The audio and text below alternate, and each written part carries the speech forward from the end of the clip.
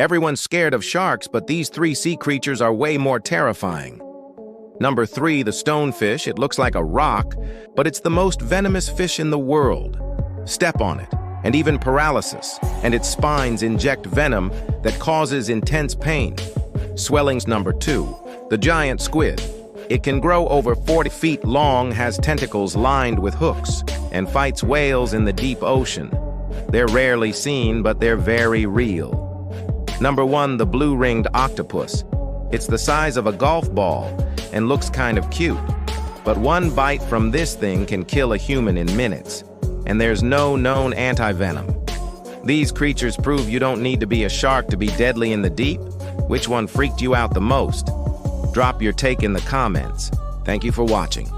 Like and subscribe for more.